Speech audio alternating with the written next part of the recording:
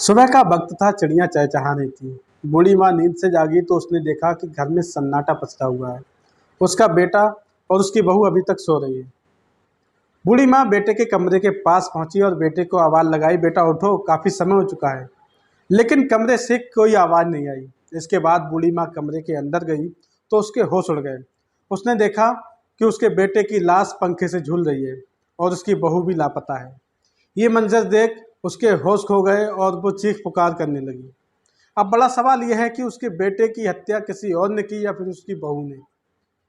दोस्तों, मैं परवेज अंसारी। आज की सच्ची कहानी में आगे बढ़ने से पहले आपसे रिक्वेस्ट है, अगर आपने हमारे चैनल को सब्सक्राइब नहीं किया है तो प्लीज़ सब्सक्राइब कीजिए, जिससे कि हमारा हौसला बढ़े।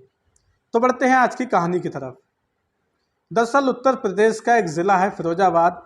फिरोजाबाद का एक थाना लगता है टूंडला, और टूंडला इलाके में एक गांव पड़ता है नगला राधेलाल। नगला राधेलाल गांव में एक मोहल्ले में एक परिवार रहता था। परिवार की मुखिया सुमन थी। उसका एक बेटा था विट्ठल दास। विट्ठल दास की शादी हो चुकी थी।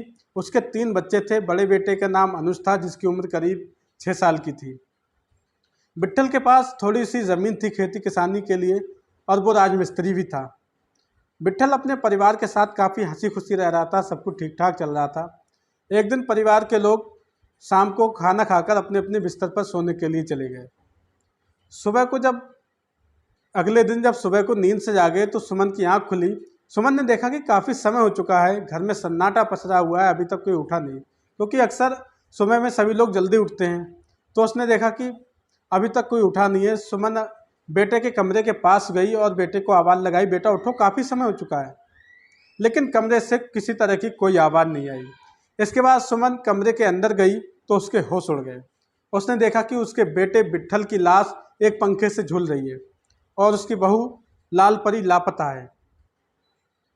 ये मंजर देखकर वो होश खोने लगी, चीख पुकार करने लगी। चीख पुकार जब आसपास के लोगों ने सुनी तो आसपास के लोग काफ़ी इकट्ठा हो गए। सुमन का छोटा बेटा जगदीप भी बगल वाले घर में रहता था। उसने चीख पुकार सुनी, दौड़ता हुआ वो घर में आया तो वो भी होश खोने लगा। उसने देखा कि उसके भाई की लाश एक पंखे से लटकी हुई है, जो कि झूल रही है। वह चीख पुकार करने लगा। इस दौरान पुलिस को सूचना दी गई तो पुलिस भी वहां मौके पर पहुंच गई। लाश पंखे से झूल रही थी तो ऐसा लग रहा था कि विट्ठल ने आत्महत्या की है, लेकिन पुलिस जिस एंगल से जांच कर रही थी तो पुलिस को कहीं ना कहीं कुछ और शक हो रहा था। पुलिस ने सबसे पहले सुमन के छोटे बेटे जगदीप से पूछताछ की। पुलिस जब पूछताछ कर ही रही थी तो अचानक सुमन बोली, साहब, मेरे बेटे विट्ठल ने आत्महत्या नहीं की है, बल्कि उसकी हत्या की गई है। और उसकी हत्या किसी और ने नहीं, बल्कि उसकी पत्नी मेरी बहू लालपरी ने की है। तो पुलिस कहती है, तो आपकी बहू कहाँ है? तो वो कहती है कि जब मैं कमरे में गई तो मेरे बेटे की लाश पंखे से लटकी हुई थी और मेरी बहू लापता थी। इसके बाद पुलिस जगदीप को थोड़ा हटके ले जाती है और पूछती है, आखिर पूरा मामला क्या है? तो जगदीप कहता है कि मेरी भाभी लालपरी के पास के गांव बन्ना के रहने वाले मोहित से अवैध संबंध थे और वो उसी से फ़ोन पर ज़्यादातर बात किया करती थी। पुलिस जब सारी बात सुनती है, पुलिस विट्ठल की लाश को कब्जे में लेती है और पोस्टमार्टम के लिए भेज देती है। उसके बाद एक टीम बनाती है और उस टीम को बन्ना गांव में भेज देती है मोहित को तलाश करने के लिए। पुलिस जब बन्ना गांव में पहुंचती है तो ना मोहित मिलता है और ना लालपरी। पुलिस मुखबिर को भी सब तरफ लगा देती है, फैला देती है, लेकिन उसके बावजूद भी मोहित और लालपरी का कोई पता नहीं चलता। पुलिस काफ़ी परेशान होती है। करीब 3 सप्ताह बीत जाते हैं। 3 सप्ताह बीत जाते हैं, लेकिन पुलिस को कुछ नहीं पता चलता। पुलिस परेशान होने लगती है। वो कहती है कि आखिर ये लोग गए तो गए कहाँ? 3 सप्ताह के बाद अचानक पुलिस के पास एक मेडिकल कॉलेज से फ़ोन आता है कि साहब, आप जिन 2 लोगों की तलाश कर रहे हैं वो मेडिकल कॉलेज में हैं। पुलिस की एक टीम फौरन ही मेडिकल कॉलेज के लिए रवाना होती है। दरअसल कुछ दिनों पहले मोहित का एक्सीडेंट हुआ था। उसके सर में काफ़ी गंभीर चोट आई थी, हालत काफ़ी ख़राब थी, इसलिए मेडिकल कॉलेज में उसे भर्ती कराया गया था। और उसकी देखभाल के लिए उसकी प्रेमिका लालपरी भी उसके साथ में थी। कि अचानक किसी बात को लेकर दोनों में झगड़ा होने लगता है। झगड़ा होने लगता है विट्ठल की हत्या को लेकर। मोहित कहता है कि तुम्हारी वजह से हत्या की। लालपरी कहती है कि तुम्हारी वजह से उसकी हत्या की। आसपास में जितने लोग होते हैं सुनते हैं तो काफ़ी हैरान हो जाते हैं। काफ़ी लोग वहाँ इकट्ठे हो जाते हैं, काफ़ी भीड़ हो जाती है। कुछ ही देर में पुलिस भी वहाँ पहुँच जाती है और दोनों को गिरफ्तार कर थाने ले आती है। पुलिस जब थाने ले आती है तो पुलिस मोहित और लाल परी से पूछताछ करती है। वो कहती है कि तुम बताओ तुमने हत्या क्यों की। तो पहले तो वो इधर उधर के बहाना बनाते हैं, काफ़ी टहलाने की कोशिश करती है, लेकिन जब पुलिस सख्ती से पूछताछ करती है तो वो सारी बात बता देते हैं। और वो जो बात बताते हैं तो बहुत ही हैरान करने वाली बात होती है। दरअसल लाल परी का शादी से पहले ही बन्ना गांव के मोहित से प्रेम प्रसंग चल रहा था।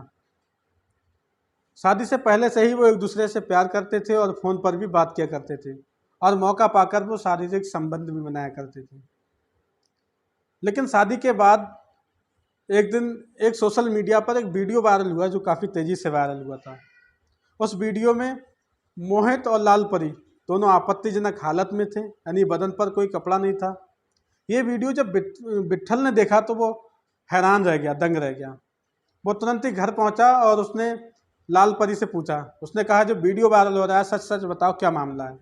तो लाल परी कहती है कि शादी से पहले मैं मोहित से प्यार करती थी, एक दूसरे से हम लोग प्यार करते थे, लेकिन अब ऐसा कुछ नहीं है और ना ही मैं फ़ोन पे किसी तरह की बात करती हूँ। ये सुनने के बाद विट्ठल ने जैसे तैसे अपने आप को संभाला और लाल परी को भी समझाया, अपनी पत्नी को भी समझाया। लेकिन इसके बावजूद भी उन लोगों में अक्सर झगड़ा होता रहता था। जब झगड़ा उनमें बढ़ गया तो लाल परी थाने में शिकायत करती थी।